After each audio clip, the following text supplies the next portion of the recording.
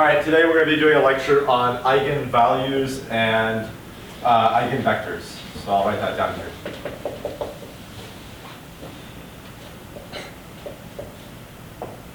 Okay, so to start off with the definition of an eigenvalue and an eigenvector. So an eigenvector is a vector where if you apply a linear transformation, like a matrix, to that vector does not rotate around, it only gets scaled. And so it could get it could grow, it could compress, either one. So we'll go with the definition here of an eigenvector is that some matrix A applied to this vector V, and this vector V is an eigenvector, has the equivalent effect of basically scaling the vector by some eigenvalue, lambda. And so lambda is the Greek letter that just denotes the eigenvalues. And one thing to note is that lambda can be negative, so a vector can actually flip direction, but it's still along the same path. Okay, so to start off with how we're going to find our actual values, how we're going to find these values of our the components of our eigenvector and the components or the parts of our eigenvalues, we first have to start with the eigenvalue. So if we want to find this value lambda here, right? What we can do is we want to convert both sides into matrix form because one is a matrix and the other one is a scalar. So if we want to convert both sides into matrix form, we can do a really simple transformation or a property called we just multiply it by the identity matrix I. So we can say that the matrix A times the vector V is the equivalent of the scalar lambda times the identity matrix I times vector V. And the identity matrix, essentially what it is it's just 1, 0, 0, 1, or in 3 dimensions it's 1, 0, 0, 0, 1, 0, 0, 0, 1. And what this says is that I, J, or I, J, and K basically remain fixed in place, so they don't move at all, and so nothing actually happens to the vector, so we can do anything we want as long as we just multiply that I. So now this is great. Now we have both that are in matrix form. So now we can, now this is super easy, right? Now we can just get rid of our vectors. We just divide by the vector and it disappears, right? And so now we have two values here that are in matrix form. We have matrix A is equal to lambda I. Okay, perfect. We can actually make this even easier for ourselves by saying we want to just subtract lambda I from matrix A, and so that the whole thing is equal to 0. And so now we have an equation where we say, okay, I'm going to take one matrix, this is my arbitrary matrix A, and we'll define it by just random letters A, B, C, and D. And I have my identity matrix scaled by my eigenvalue, and if I subtract the two, that's going to be 0. Okay, so first of all, what is matrix A? Well, matrix A is just any arbitrary matrix that we're trying to find the eigenvalues for. So matrix A, we'll just say it's A, B, C, D. Okay? And if we remember, the identity matrix is just this, but we're going to use the 2-dimensional version. So this is 3D, this is 2D. We're going to use the 2x2 matrix, not 3x3, just because for simplicity for today, we don't have much time, so we'll just go with the 2x2 matrix. So if this is I, then lambda I essentially means I'm just going to scale all the numbers in the matrix by lambda. So what that shows is that's going to be lambda 0, 0, lambda. So it's very, very similar to the identity matrix, except now all I'm doing is I'm just scaling everything by lambda. Okay, perfect. So now we have something that looks like this. Now we have matrix A, which is A, B, C, and D, minus lambda 0, 0, lambda equals 0. Okay, perfect. So now with one of the main properties of matrices, if we add them or subtract them, we're essentially just adding each of the components and, or subtracting each of the components. So here what this looks like is it just says, this is going to be, this component corresponds with this one, so it's just going to be A minus lambda, B minus 0, which is just B, C minus 0, which is just C, and then D minus lambda. And this whole thing equals 0. Okay, so finally now we have a matrix with our arbitrary values A, B, C, and D, Okay, we'll choose these if we do an example with the matrix, and here are our values lambda that we're trying to find. And this whole thing equals 0. Okay, so now I'm going to take a step back, and I'm going to go over something completely different in order to explain what this means. So, how can a matrix equal 0? Well, a matrix can equal 0 when all of space has become basically squished onto one point. So what this looks like is, let's first start out with an easy example of, let's say an identity matrix has been applied. Identity matrix basically does nothing, so my I vector remains fixed in place and my J vector remains fixed in place. And so I'm going to have normal grid lines in my Cartesian system. So my normal grid lines are just going to be some squares, right? That are 1 by 1. And so I and J basically decide what the grid lines essentially look like and the area of these grid lines.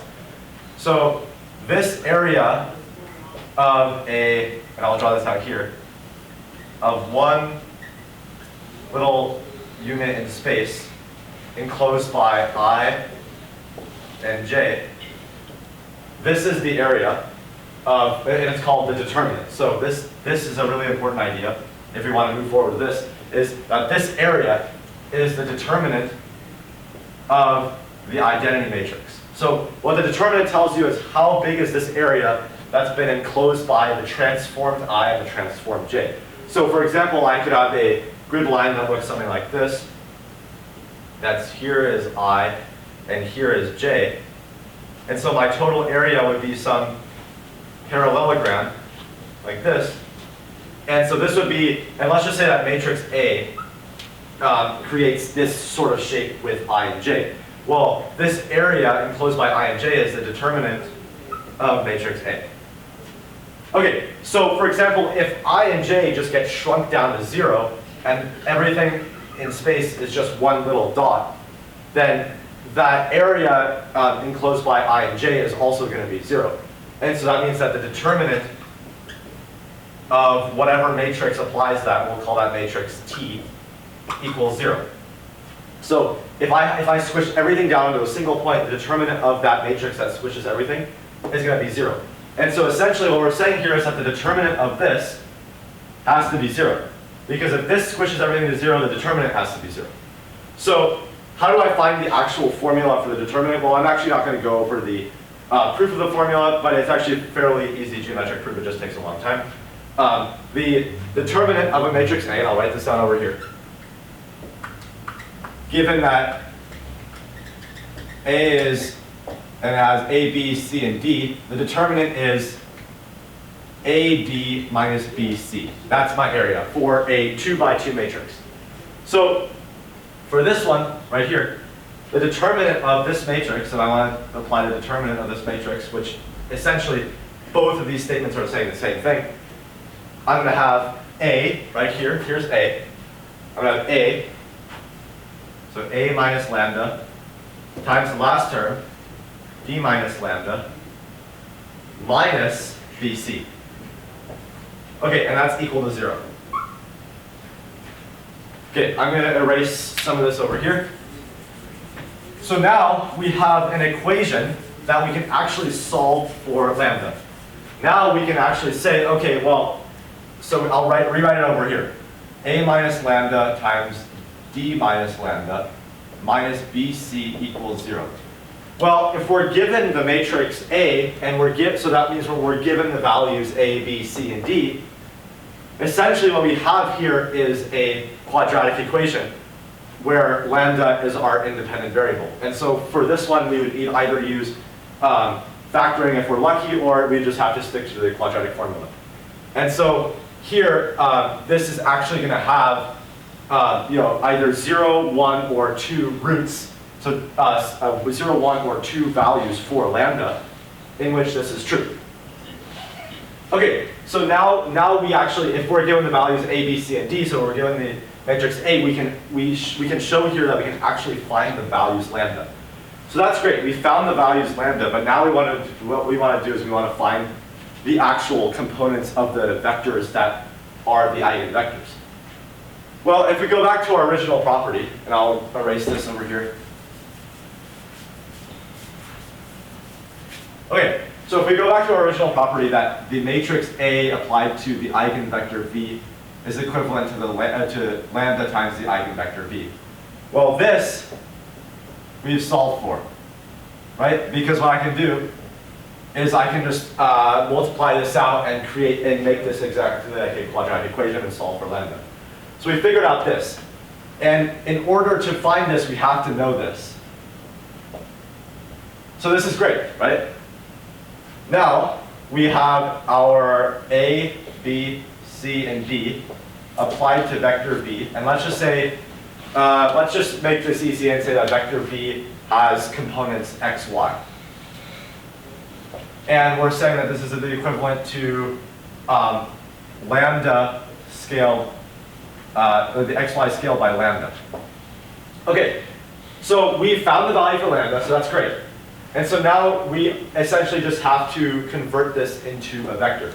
So if you guys remember from the very first lecture, we talked about matrix transformations and how to actually convert a vector after it's been applied to a matrix. So if I remember this column right here is where I hat lands. This is I hat prime. This column right here is j hat prime. And so if this is I hat, this is j hat, well, I'm just going to scale my x by, I'm just going to scale this by my x and scale this by my y. So this is going to be equal to x scaled by ac plus y, bd scaled by y. And that's going to equal to, and I'm just going to rewrite this as lambda x, lambda y, because I'm just distributing this lambda to both parts of my vector. Okay, great. So now we can simplify this even more and say this is equal to, this is ax, right, plus by. And this is cx plus dy. And that's all equal to, I don't know if you can see this, lambda x, lambda y. Okay, great. So now we have another equation relating lambda and x and y. So I'm going to rewrite it over here. And if we take a look at our vector here, well, if these two vectors are equal, the top part of the vector on the left side is equal to the top part of the vector on the right side. So that means that ax plus by is equal to lambda x. And the bottom part of this vector is equal to the bottom part of this vector. So cx plus dy is equal to lambda y. Okay, so we have these two equations. And we know lambda. So if we were to distribute this, this would be, let's see, this would be AD minus lambda A minus lambda D plus lambda squared minus BC. So we have, if I bring this down, this is lambda squared minus A plus D times lambda. And then minus BC minus AD.